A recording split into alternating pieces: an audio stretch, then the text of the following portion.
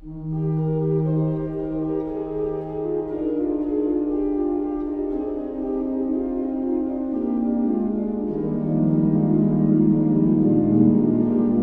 à nouveau le plaisir de vous accueillir en ce dimanche 15 novembre 2020 dans cette église protestante de Bischwiller.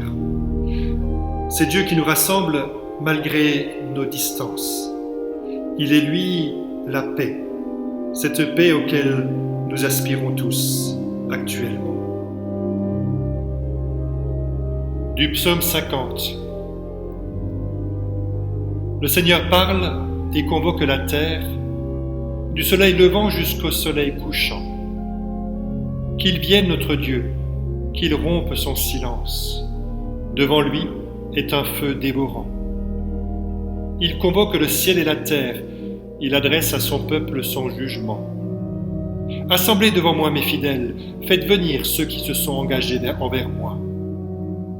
Les cieux proclament sa justice, le juge, c'est Dieu. Offrez à Dieu la louange comme sacrifice. Accomplis tes promesses envers le Très-Haut. Appelle-moi au jour de détresse. Je te délivrerai et tu me rendras gloire. Qui offre la louange comme sacrifice me glorifie. Il prend le chemin où je lui ferai voir le salut de Dieu.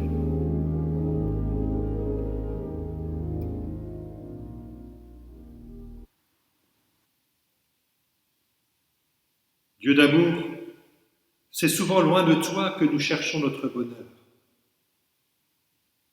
Change notre cœur et accorde-nous la grâce d'une vie renouvelée par la puissance du Saint-Esprit.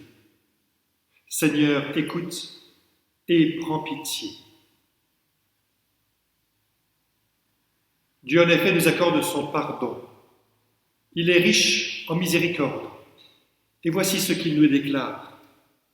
Parole du Seigneur, mes bontés ne sont pas épuisées, mes compassions ne sont pas achevées, elles se renouvellent chaque matin, car inlassable est ma fidélité.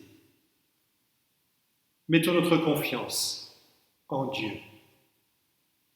Dieu Tout-Puissant, dont la grâce m'accorde, et la justice et la miséricorde, toute ma vie, je veux chanter, Seigneur, à ton honneur.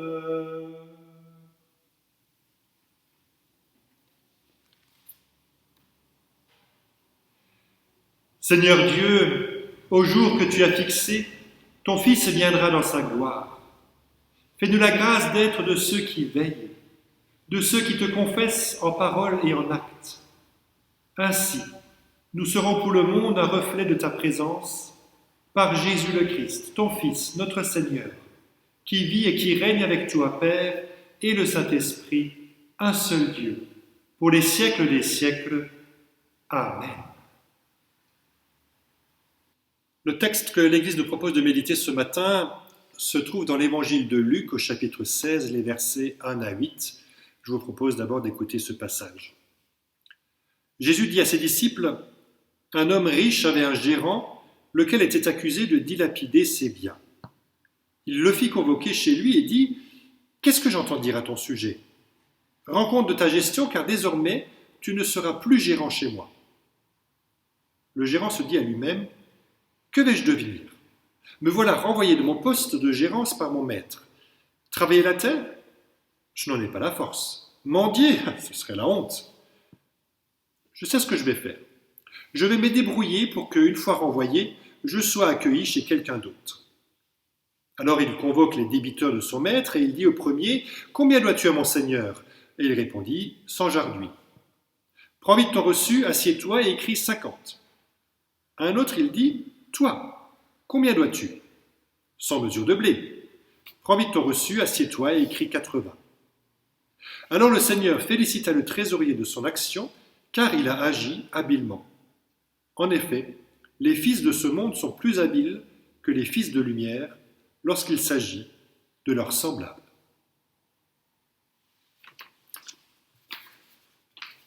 Alors il y a peut-être de quoi s'étonner. au moins sur un point, c'est que le maître, à la fin du récit, en arrive à louer le gérant qui, de toute évidence, avait dilapidé ses biens. Essayons de comprendre ce qui se passe un peu dans ce texte. À l'époque de Jésus, les gérants tiraient leur salaire du surplus qu'ils mettaient sur la vente de leur maître. C'est-à-dire qu'ils se faisaient une marge qui était pour eux.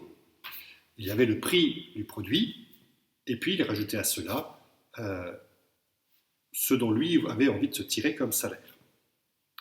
Et ce n'était pas du tout comme aujourd'hui où les marges que peut se faire un commerçant, par exemple, sur un produit qu'il vend, est contrôlée. À l'époque, un gérant pouvait très bien mettre autant de marge qu'il le souhaitait. On comprend dès lors que si le maître décide de se séparer de son gérant, c'est parce que sans doute le gérant mettait trop de marge, clair, il s'en mettait plein la fouille, et que cela évidemment desservait le maître, parce que les gens décidaient de ne plus venir acheter là. Il se sépare donc de son gérant. Et le gérant se dit, eh bien, puisque je suis pris la main dans le sac, puisqu'il était évident que j'en ai trop abusé, voilà ce que je vais faire, je vais baisser ma marge. Et c'est pour ça qu'il fait venir ses débiteurs et qu'il leur dit d'écrire moins. Ce texte nous fait tout de suite penser à d'autres paraboles. Moi, en tout cas, j'ai pensé tout de suite à celui du fils prodigue. Vous savez, ce fils qui prend tout son héritage, qui part au loin, qui dilapide tous les biens, et puis une fois qu'il n'a plus rien, et puis qu'il se retrouve dans la dèche, se rend compte qu'il a merdé, pas le dire autrement, et décide de revenir chez son père, mais non pas en tant que fils, avec un peu d'arrogance, en disant « bon, maintenant que j'ai plus rien, t'es mon père, il faut que tu fasses quelque chose pour moi », décide de retourner chez son père pour devenir en fait l'esclave de son père, travailler chez son père, et puis gagner honnêtement son pain. Que veut nous dire en fond cette parabole ? Au fond, c'est un appel de Jésus à la conversion, à faire ce qui est bien et ce qui est juste envers notre prochain. C'est ce qu'on appelle la justice de Dieu. Lorsque Jésus disait « Recherchez d'abord le royaume de Dieu et sa justice », c'est de cela que Jésus voulait parler. Faites en premier lieu ce qui est juste, ce qui est bien. Il en appelle à la responsabilité de chacun et de chacune. Maître, que puis-je faire pour avoir le royaume de Dieu, a un jour demandé un rabbin à Jésus.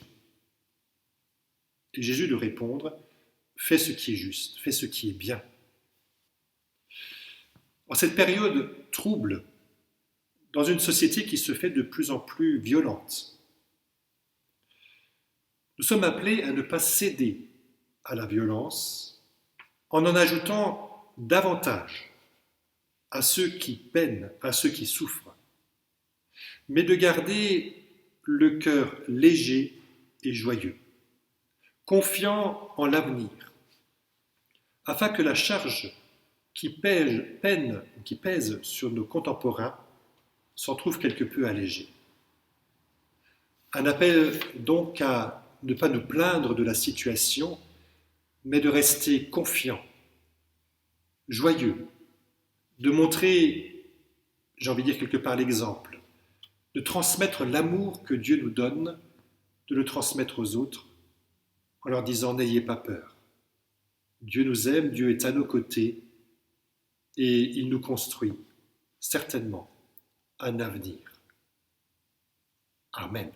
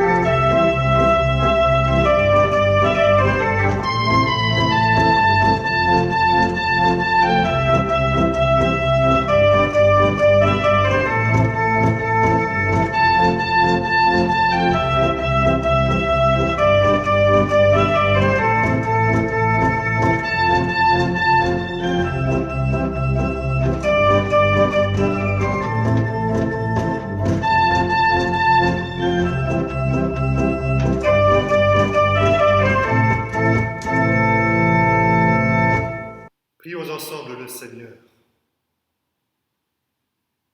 Seigneur notre Dieu, nous venons à toi et nous te confions notre prière. Pour les chrétiens, afin qu'ils ne cessent d'aller à la rencontre de tous et qu'ils soient ferments de réconciliation dans la famille humaine. Pour celles et ceux qui accomplissent un ministère dans l'Église, afin qu'ils soient de fidèles témoins de l'Évangile. Pour les peuples de la terre qui sont éprouvés par la violence, et pour celles et ceux qui s'engagent pour la paix. Pour celles et ceux qui sont persécutés en raison de leur foi, pour celles et ceux qui cherchent à prévenir les risques de catastrophes naturelles et qui soutiennent les populations exposées, pour les hommes et les femmes de la terre, afin qu'ils s'engagent dans le partage des ressources naturelles entre tous. Seigneur Dieu, reçois notre prière, tu es béni, pour les siècles des siècles. Amen. Et ensemble nous prions, Notre Père qui es aux cieux, que ton nom soit sanctifié, que ton règne vienne, que ta volonté soit faite sur la terre comme au ciel. Donne-nous aujourd'hui notre pain de ce jour. Pardonne-nous nos offenses, comme nous pardonnons aussi à ceux qui nous ont offensés. Et ne nous laisse pas entrer en tentation, mais délivre-nous du mal. Car c'est à toi qu'appartiennent le règne, la puissance et la gloire, pour les siècles des siècles. Amen. Et que le Seigneur vous bénisse et qu'il vous garde, que le Seigneur fasse rayonner sur vous son visage et vous fasse grâce, que le Seigneur tourne son regard vers chacun d'entre vous et qu'il vous donne sa paix. Amen.